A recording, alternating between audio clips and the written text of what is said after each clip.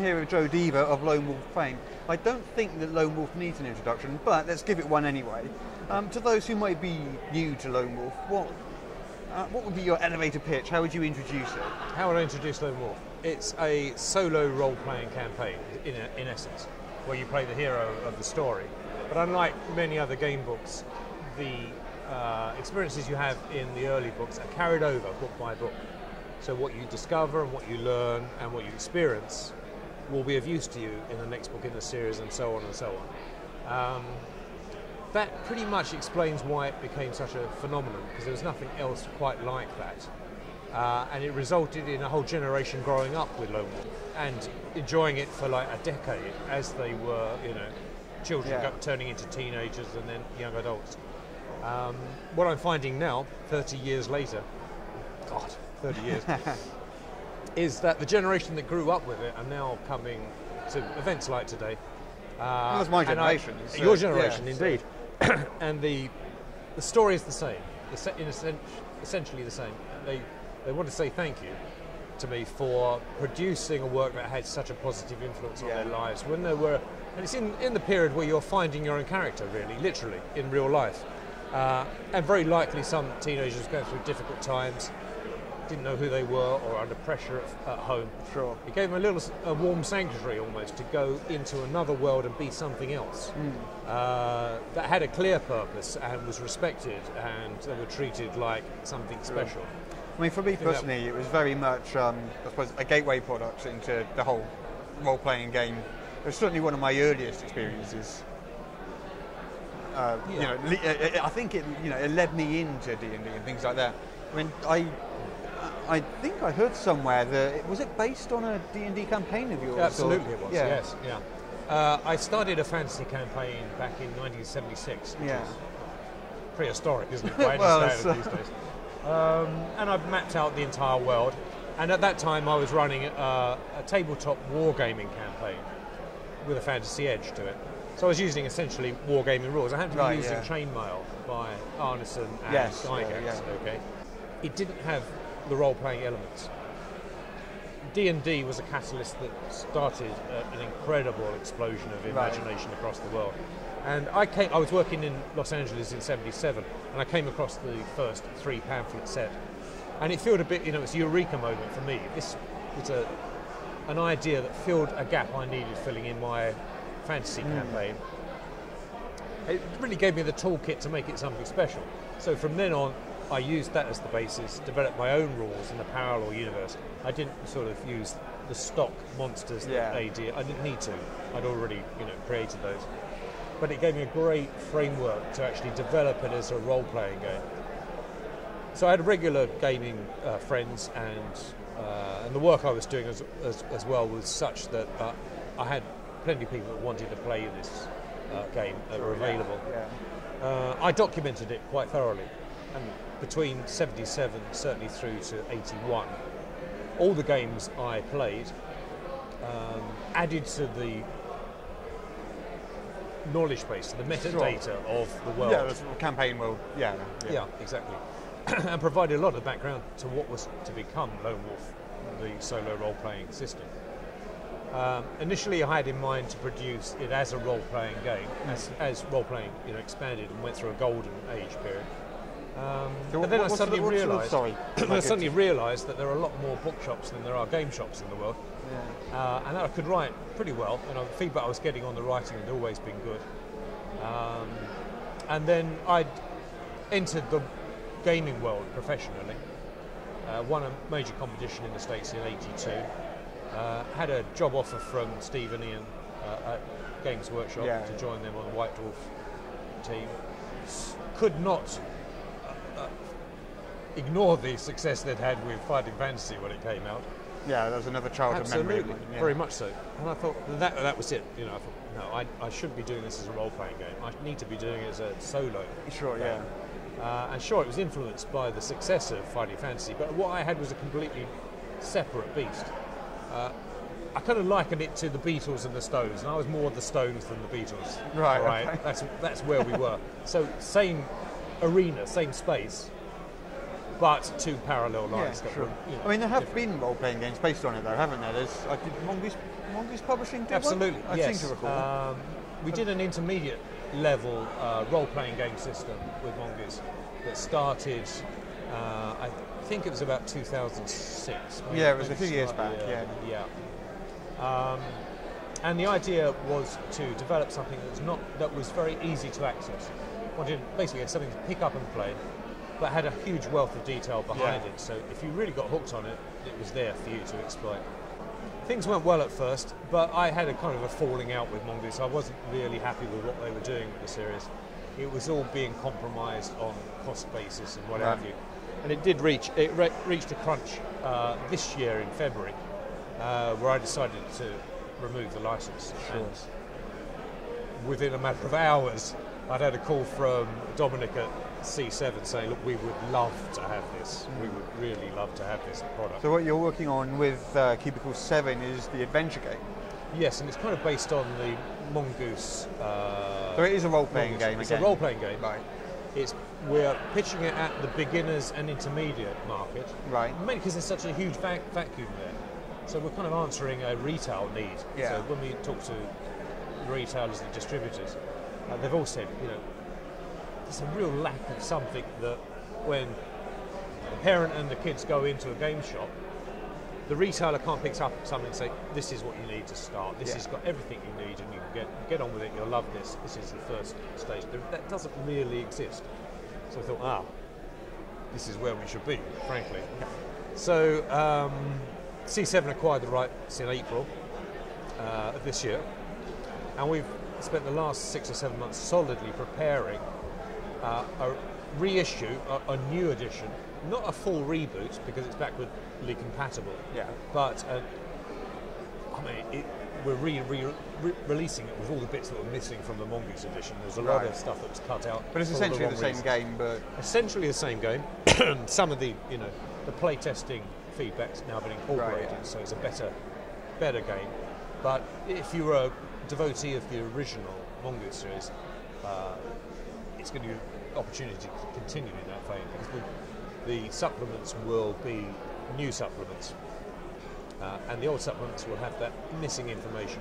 And I think Cubicle 7 are great with licensed properties. I mean, they've got their Lord of the Rings and their Doctor Who and things like that. Cthulhu things doing well. Doctor Who's doing especially well. Yeah, I think they've shown that they don't really compromise. It's music to my ears. So they're reiterating what Dom said to me when he called me up, a couple of days after Mongoose dust settled. Yeah.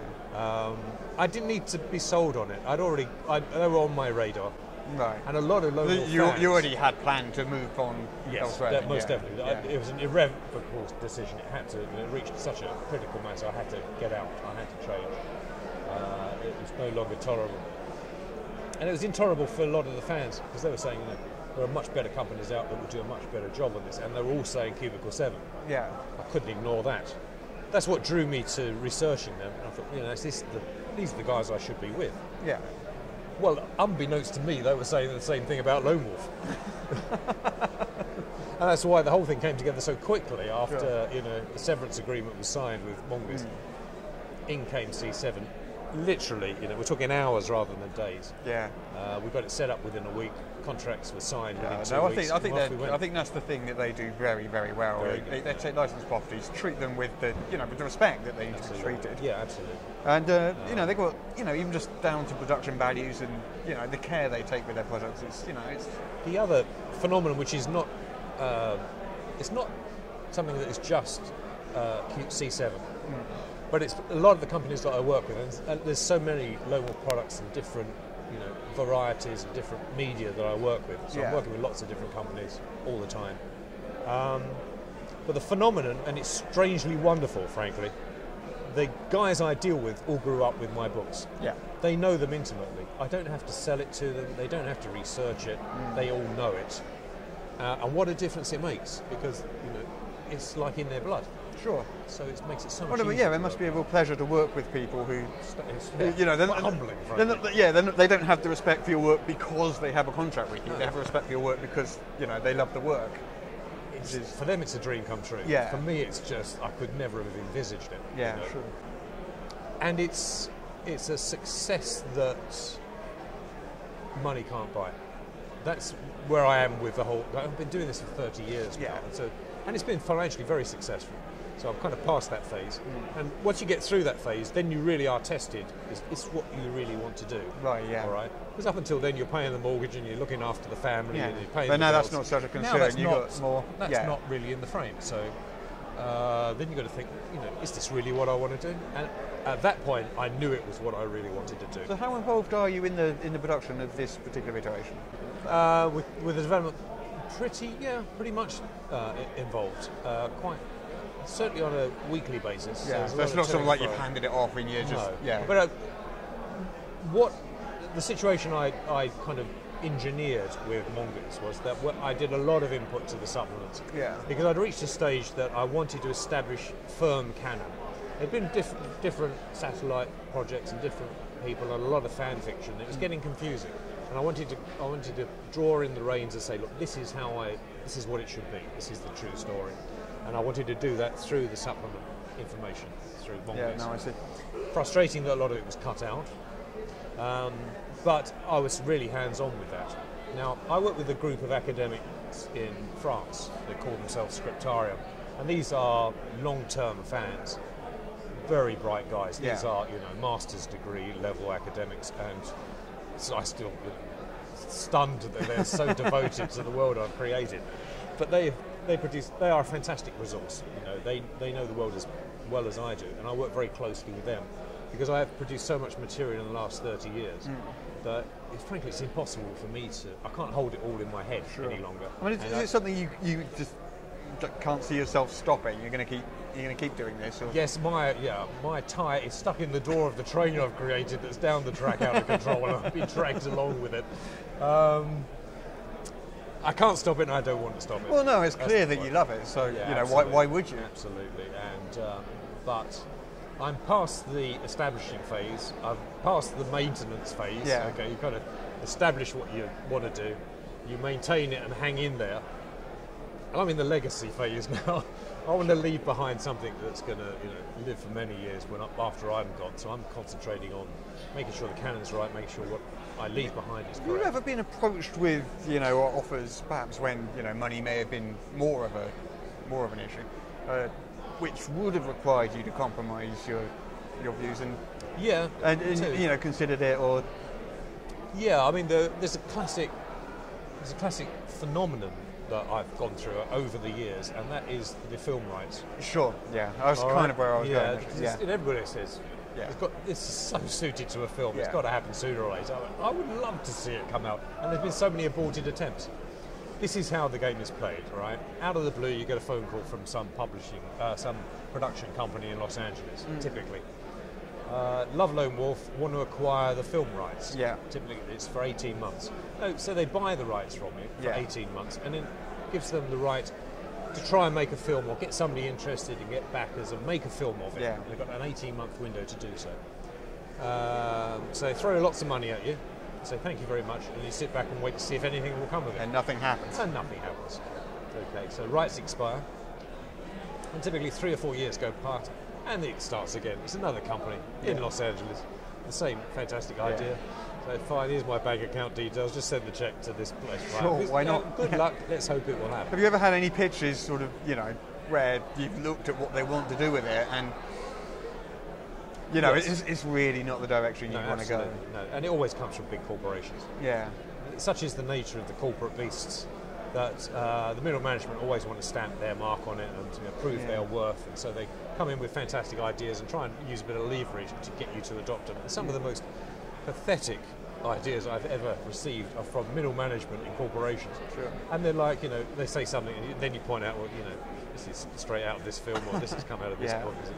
No, I was talking to one of the American sci-fi authors about a book of his, which, like yours, gets optioned, once every few years for a period of time. And he was saying that some of the treatments that they sent him through were, had his main character turning into a singing Dungeon blue guy and all sorts of bizarre things. Absolutely. Yeah. And at one point he insisted on writing them a script because he was just scared that they would. No, exactly. I'm not prepared to compromise it. I don't have to any longer. Oh no, you don't. And so I'd follow the tried and trusted route of the Tolkien estate and J.K. Rowling and set the tone. Keep your hands off it. Sure, yeah. Keep your hands off it, and it's got to be true. Don't care what rationale you come up with. There's no way I'm having a Brooklyn-sounded superhero in a medieval fantasy. Yeah, of course, yeah. It doesn't work. And the reason it doesn't work is that America does not have a medieval past. So to hear an American accent in a medieval setting is a complete anachronism, and it's never ever going to work. Cosner tried his damnedest in Robin Hood, but it didn't work, frankly. All right, it is not. I think he gets a bad rap for that. So we all, and you know, Game of Thrones, it's all English actors, it's all English sounding, because it's authentic. Yeah. And some of the best fantasies, unfortunately, British, and I'm quite. Well, if you look at if you look at the cast of Lord of the Rings, it's all, you know, it's American funded, but it's filmed in New Zealand, and it's can't be anything it's but starring primarily British. It's a quintessential British fantasy, and you know, it's what we Brits do well, and God, it's paid off. Well, I think it's partly to do because we do period stuff well, not necessarily fantasy, but period stuff. We've always, you know, had a tradition of doing that. Yeah, but it's the authenticity of it. Yeah. It's not just the accent; it's the literary tradition. It comes from the UK. Sure, yeah. So all of this is the authentic setting for it. And to do any other derivation is not quite. You have to be something exceptional to do it. So that has been my experience of having, you know, middle management corporates coming along with stuff you would not believe. Okay. Yeah, I mean, it's obviously something I've never experienced myself. It's laughable. You know, I can only hear these stories and roll my eyes. It's laughable. But yeah, so can you actually see a time when we might see maybe a local film? Yeah, I don't think I'm going to be around to see it myself. You don't think? No. I've got a bit of a Van Gogh sort of premonition on this one. I think it's inevitable it will happen because what has been proven without a doubt is that fantasy is timeless. Okay, a good fantasy story is as relevant now as it was 20 years ago, as it was 50 years ago. It's going to go on. It doesn't date. It exists in its own world, and that works really well. Sci-fi is less gifted in that regard. And it's mainly a technological weakness. Sure. Because with sci-fi, you look at Star Wars now, huge monitors and great big clunky controls. Yeah. And, you know, it's not the way we are or went or where we are now. Yeah, sure. Or even when they try to predict the future, sometimes they end up... Sometimes they do. I mean, Minority Report was very good in that regard. It's predicted stuff that's come about quite quickly. Swipe screens, big 3D displays. Yeah, but even that's going to be dated in a few years. Even that's going to look a bit silly, not too far from now. Yeah, yeah. But the credibility of Lone Wolf, for instance, is ring-fenced by the fact it is a standalone, solid, believable fantasy world. So that's a big advantage. Right. Big advantage. So going back to the typical 7 adventure game, so what can we expect to see there? Are we sort of seeing like a box set, a core rule book? Yes, indeed. Core rule book, hardcover. Yeah. In a box set with probably one supplement, which is sort of additional characters, additional player characters, plus one campaign supplement as well, so you can actually play the game. That will form the core set. Then there'll be regular releases of supplementary books that will add to that collection. Big advantage here is that they're already written. Sure. All that material has been recollated and made big, so we've got a lot of material waiting to come out next year. Plus we've been constantly working on the additionals that were never published by Mongols, ones that will continue on. There's some exciting stuff there. We were working on the Drakarim and the Kai Monastery at the moment, so it's lots of. And they're still sitting there waiting to. Yeah. They're in the process. They're in the process of being done. As I touched on earlier, I work with these French academics with incredible brain capacity, which is quite daunting. We have regular conferences in Paris. We have our Paris conferences, so I go over on the Eurostar. Yeah. The hotel is opposite the station. I drive 40 metres and I'm there, and we get together. And basically, I download my brain for 3 or 4 hours with them. They ask all the questions under the sun. I fill in the gaps. Sure. It's all recorded, it's all written down, and then they use that for the basis of the additional supplements. Yeah. We're filling in a lot of gaps. We've got 15,000 years of history to cover. Yes. All right, and you know, a big world, and it's not just one world; it's a universe. It takes a lot of filling to do it right. So that's what we're working on. Going back to something that we touched on before the interview started, which I thought was interesting, was Lone Wolf was, you know, I think it was sort of my generation type thing. Whereas the kids these days, I wouldn't necessarily know what it is the kids buy as gateway products. I mean, Don was telling me earlier that Doctor Who was doing quite well as a gateway product. So with the TV. So, I mean, have you got any thoughts on who the audience for your lone wolf material is now? Is it people like me, or is it the 13, 15-year-olds who are sort of coming into and discovering these things for the first time? The lone wolf experience is that yes, it is your generation, the ones that grew up in the 80s with it. They've pretty much matured now. Yeah. Present company included. A lot of them have young families. So the next generation is coming from the parents, which is a nice twist. Right, yeah. Okay, and there's their nostalgia aspect. They want to impart the great experience they had with Lone Wolf to their kids. Really good opportunity for interaction there, because they're reading the stories if they're young. The kids are making the choices. So they're bonding really nicely. Sure, there. yeah. So we're getting a lot of new generation interest, the offspring of the first generation. Yeah. Funny how it's evolving. It's a bit like the Kai evolving into the New Order. And then the new media, of which you're holding in your hand now, tablet computers, smartphones. I was going to talk about that in a second, actually. But this is an area that I'm very keen on, and I'm working solidly. I think the Fighting Fancy guys have delved into that quite heavily, haven't they? Yes, they've gone with Tin Man Games. Yeah. It's funny because Steve and Ian are at the show today. We had a great chat earlier. There's no hard feelings. Like I say, it's a Stones Beatles relationship. They do their thing, I do my thing, and occasionally the twain will meet. But we're not really rivals. It's like we're well established, and beyond all of that, it's like. But you were rivals, though. Yes, because we're both in the same genre space at the same time. Yeah. And it was hugely lucrative, and everybody's fighting for their market share. Yeah, so I mean, I matured beyond that now. Yeah, I mean, I definitely had both, and I don't think I perceived at the time that there was any particular rivalry or anything at the time. But later in life, you realise these things. It's just usual. It's like authors and anybody in the creative sense. You're always keeping an eye on what somebody else is doing. Yeah, of course. Yeah. But with me, actually, as you know now from what I've told you, Lone Wolf was well mapped out in advance. I didn't have to draw on anything else or any other influence, and frankly, I didn't want to. So I made a conscious decision not to read any other game books. Right. I don't want any influence in there. I don't want to accidentally draw on anything or accidentally stoke up my subconscious with stuff. I already knew the route I was going to go. Yeah. And also have people coming to you later saying, "Hey, that was my idea." What it can't have been because I haven't read your idea. So. No, absolutely not.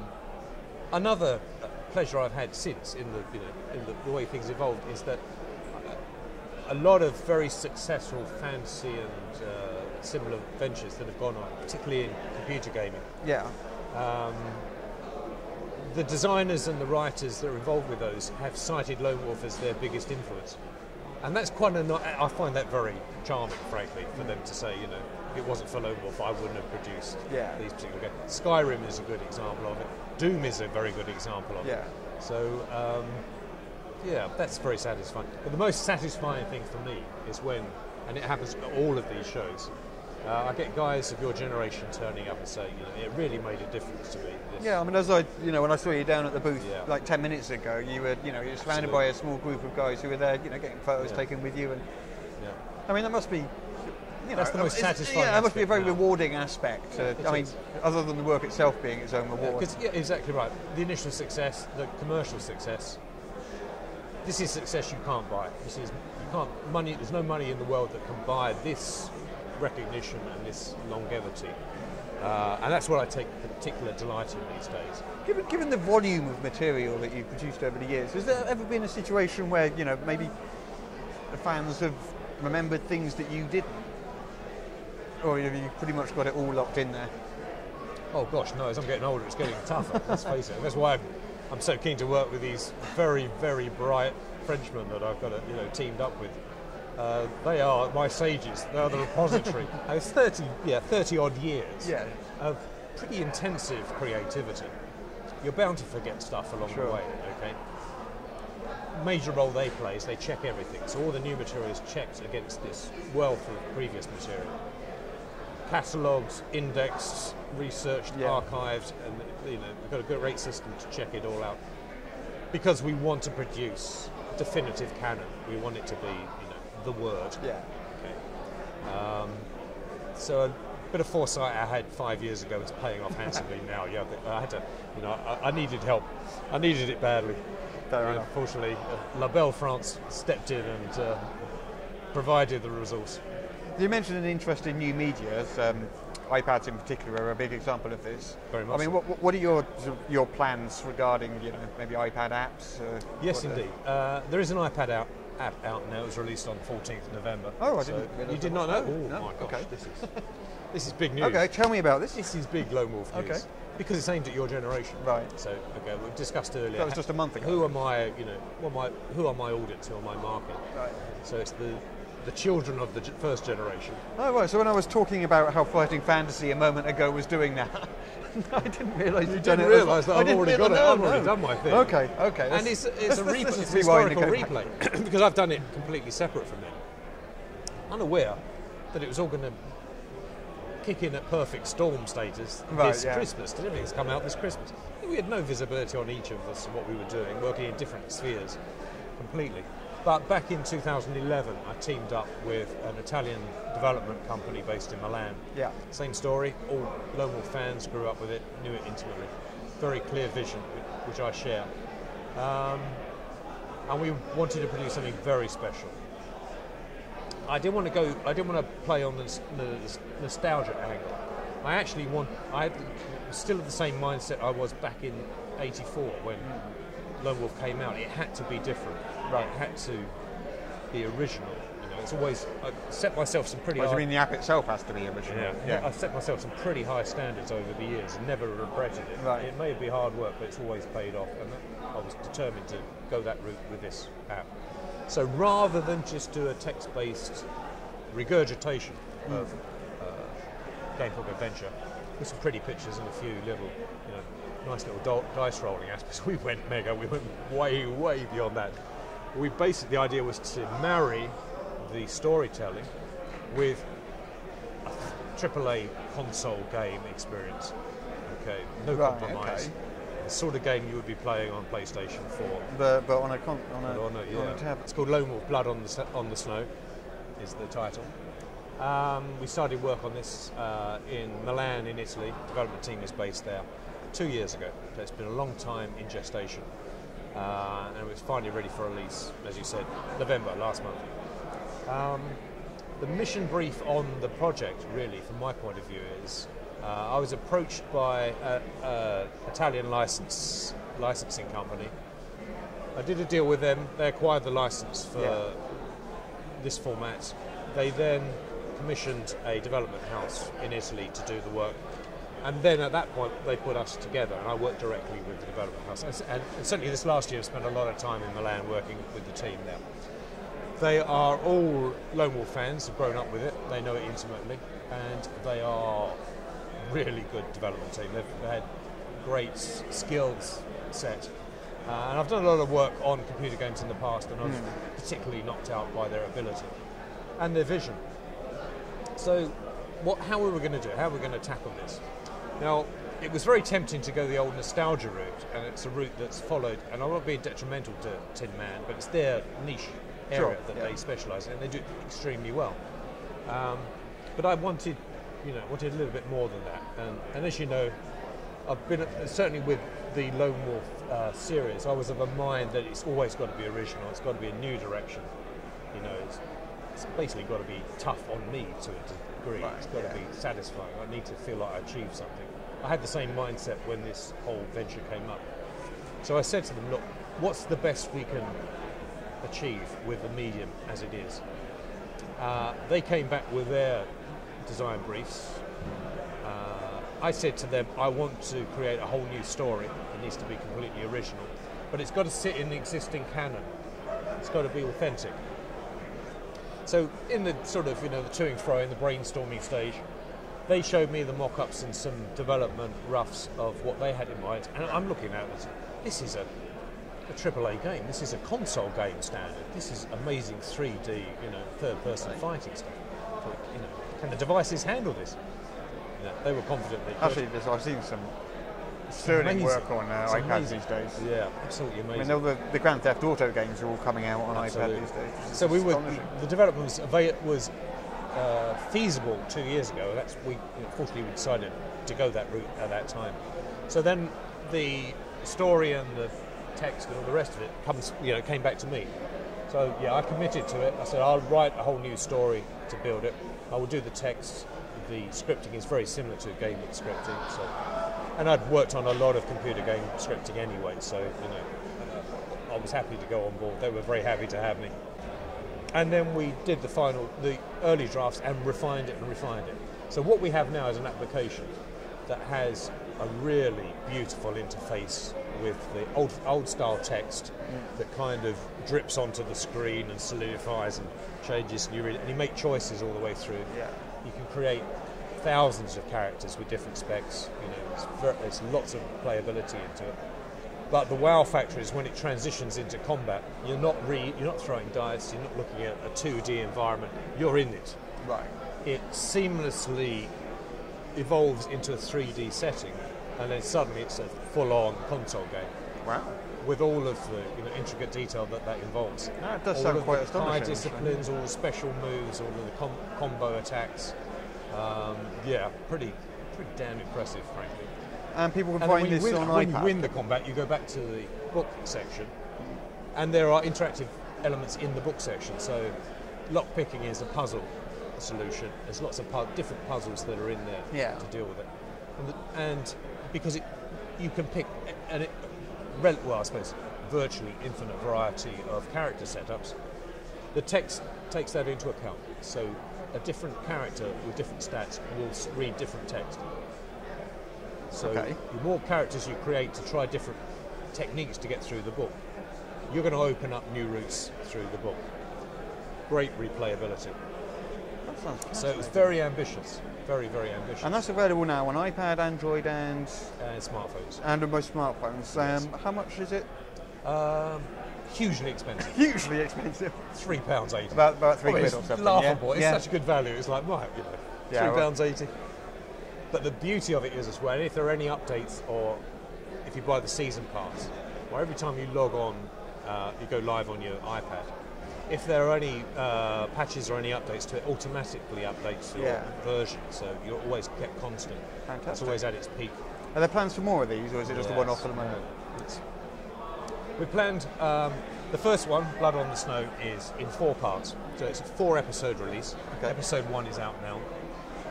And we'll be releasing them pretty much every 10 to 12 weeks. So typically 2.5 months. Act 2, then Act 3, then Act 4. But frankly, because of the success of the launch, and it's been very satisfying, it's what you would expect. Publishers have been, emailing me saying, "Can we have some more, please?" And the developers, they're delighted with it. So, okay, we've said, right, we have already strategically planned 2 more games, which will give a total of 12 releases. But what I particularly love about it is it's given me the opportunity to fill in information to the existing fan base on what was happening about that time. And it will make sense of things that happen, particularly in Book 5. It bridges the gap information-wise. Right, yeah. So it stays loyal to the existing canon, introduces explanations to the existing fan base, but it's wholly new adventure. Sure. So it's satisfying the newbies and my existing fans. Right. I think we've pulled it off, but pride before a fall, I'm not going to push my luck. I think I've noticed a theme sort of going through this conversation, the various projects you've been working on, like Cubicle 7 or with these guys making the app and things like that, is that you mentioned each time the people involved were fans of your work and had a great love for the work itself. Yeah. Would you say that that is an important ingredient in making sure? Well, it is. It's one you can't presume that's going to happen. It's a phenomenon that I've well, not so much surprised. I knew it was going to happen eventually. The demographics are such that it's going to happen. Sure. Certainly, a generation that's grown up so intimately involved with Lone Wolf, it's going to reach its peak as you are now, in 30s to 40s. That's kind of when the next generation assumes power and it takes up its managerial roles and it's running companies, and they're in a position where they can make things happen. the nostalgic link to their teenage years, as it is for everybody, is hugely powerful. Yeah. You know, a lot of the stuff that we're into when we're teenagers is what we carry through the rest of our life. Continued interest in certain areas. I suppose I like to think that the generation that grew up with Lone Wolf was slightly above average in intelligence. And it seems that way. I mean, the amount of professors and doctors and architects and people like that. I think you are definitely right about that nostalgia. I think for people of my age, because I found myself just in the last few years revisiting so many old games that I used to. Yeah. You know, of different types, but you know, I've been going back with computer games, with role-playing games, even just with books and things that I used to read when I was a teenager.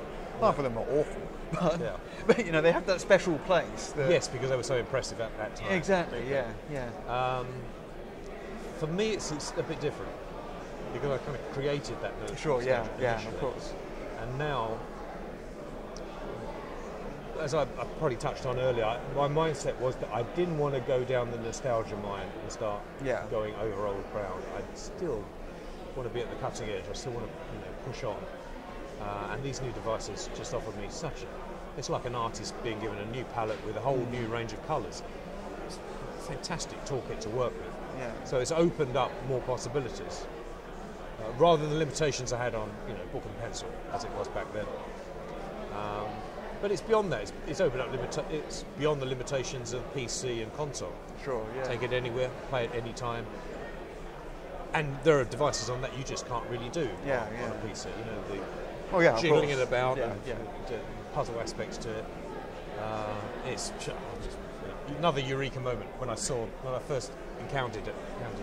I've got to have a piece of this. This is going to this is where I want to be going. Would you say it's your own stuff that fulfills that nostalgia slot for you? Whereas for me, as I'm a fan of other people's works. Well, I'm sure you are as well. Absolutely. Yeah. I suppose the bottom line is I don't have enough time for that. Yeah, of course, to do that, frankly. How old were you see the projects I'm working on. I'm working on so many parallel projects. But how old were you when you started working on Lone Wolf? I mean, you were playing D&D before that in the mid 70s. Yeah, I suppose probably about 18 or 19 when but I've been into tabletop wargaming since I was Sure. About 14. So maybe that's your. That's how I approached it. Yeah.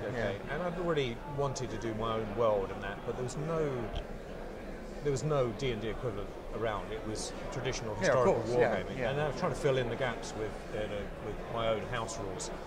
But the element of teamwork and role playing, that D&D lit the fuse for me. That's what made it happen. Do you still play D&D? Yeah, I do. Given the chance, it has a huge nostalgic ring for me now. So any particular editions or? No, typically I don't GM. I don't have time to do that, so I go in and guest. But I play a lot of the old edition Lone Wolf role player, usually at conventions or Lone Wolf conventions or whatever. So I sit in on that. But I still do a lot of tabletop wargaming. Oh right, yeah. So which is kind of my hobby still. So I view the historical side as my hobby. Right. The fantasy side is my work and bread and butter. Yeah, that's kind of where that is. Just blessed that I've found something that was profitable and such fun to do. Well, yeah, you're in the fortunate position where your hobby and your job very much meld together. Yeah, and not a day goes by I don't appreciate it. Yeah, I mean, when I saw you talking to those chaps down there, it was obviously just in your face. You found talking to them a pleasure. Absolutely. I know of certain people who don't find that experience quite so enjoyable. Yeah. You almost consider fans to be a hindrance. Oh no, that was very way. clear. No, it's genuine. You can tell. Anybody could tell immediately. Yeah, absolutely. I don't need to put anything on. They've sustained me. I've sustained them. And like I said earlier, it's just beyond making money. It's establishing something of worth that will, something to be proud of as well. You can look back and say, I did that. Yeah, I'm very happy with it. And if my God forbid, if my time is up tomorrow, I have no regrets. My time was well spent. It's a fortunate position to be in. Yeah, but now I have to go and do something. No, you could go and pay I have to go and accomplish something, damn it. Yeah, it's I don't know, philosophically, philosophically, I suppose I tend to be a bit of a existentialist. I've always had a soft spot for Sarge, and he's such a depressing bugger when you think of it. But yeah, what's existentialist philosophy is, life's a bitch, get on with it, do your best, you're going to die, and it's all going to blow up several billion years from now, so what the heck? Most likely, yeah. So I kind of, I was influenced in my teenage years by Sartre. Fortunately avoided the teenage angst bit. But I've always had this strong drive, to make the most of my time, and I've always been a producer rather than a consumer. Sure, so, yeah. I'm committed to it. But I love it, so it's easy to be committed to. And that's the place to be. Yeah, I had an English tutor in my grammar school days, and he was very influential. Very nice to actually. I made contact with him. He's retired in France at the moment, so it was nice to touch base with him again. He was very inspirational. Is he a fan of your work? Yes, he is now. Well, he's delighted. He's validated his entire teaching career. Now that must be odd for a teacher when you. Oh yes, yeah, very odd for him, but delightful nonetheless. But he fired my imagination at an important stage. So he's introducing me to Michael Moorcock, Melvin Peake, Tolkien, and the rest. So and certainly 14 to 16, I was stoking up my subconscious like a sponge, really, and reading as much as I could get hold of. Never thinking I'd use it, but it all stayed in there. It was all locked away, and I've been drawing on it ever since. But because it's such a long time ago, it just actually gave me a good basis to create my own original. Yeah, it just becomes sort of background. Well, I don't know if it's noise, but you know what I mean. It's not that you're taking specific details. It's a culture reference that is really handy, very useful. I've always been aware to try and be as original as possible. Yeah. And I've met some of my heroes along the way. I mean, I was delighted to meet Larry Elmore, the original D&D artist, and I was very lucky to meet Michael Moorcock. Oh wow! Yeah, a big hero of mine over the years. I pretty much read everything he's written. And it is bizarre because these shows, everybody's coming to meet me, and I'm the author, they're the reader. That's the relationship. But it was the other way around. Well, you get to see what it's like from the other end of the. This is Michael Moorcock. Yeah, this is great. But he said something that stuck with me, and he said, you and I, what we're basically doing is rummaging around in Tolkien's attic. I thought, to an extent. Yeah, I mean, he's always self-depreciating, but we can afford to be. So, in like a sci-fi authors rummage around in Asimov's, perhaps. Absolutely, but we have to pay homage to the guy that made it all happen. But he was of the same approach as I am. Influenced by, but not plagiarising or copying directly. Sure. So it wasn't Orcs. We created our own stuff. We created our own. I just popped into my head a story about some of the early versions of D&D where the halflings were called hobbits. I don't know if you recall. Yeah, Orcs seem to be bona fide as well. Yeah, they've been.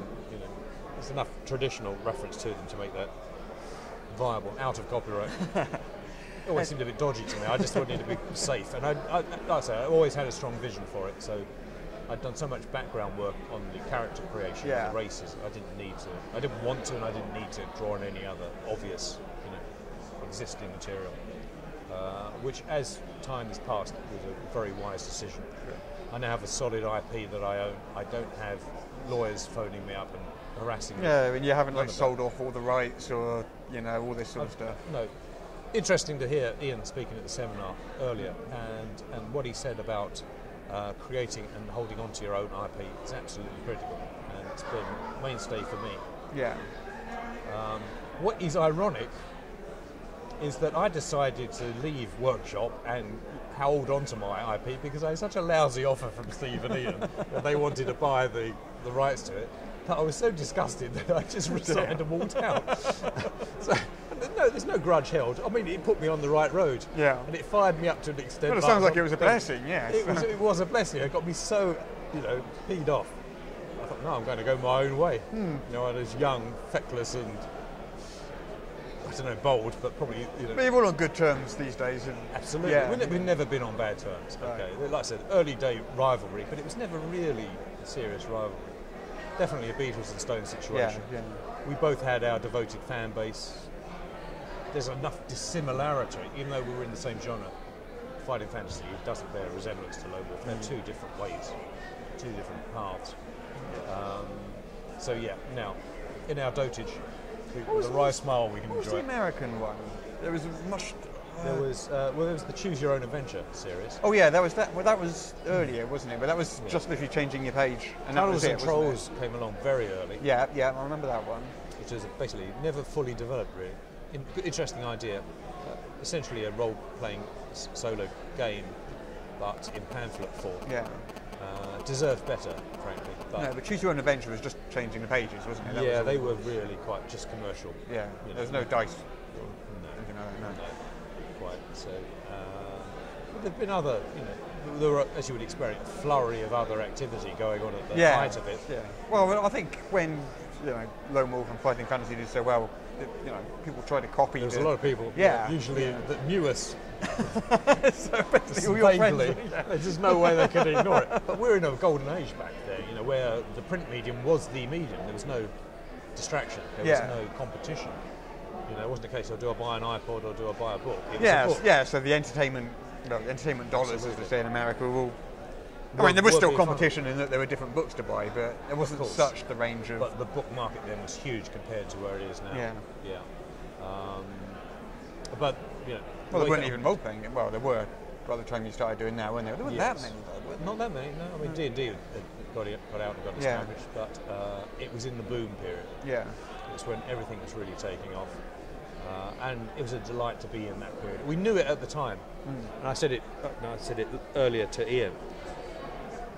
Early 80s, we knew it was something special. Yeah. The buzz was phenomenal. The way it was growing was just Yeah. No, I'd love to be doing this, having the interviews like this, but back then, I think it would have been a really special. Yeah, fun it thing. was. It But was. unfortunately, I missed that. So. Okay. We are benefiting from it in hindsight now.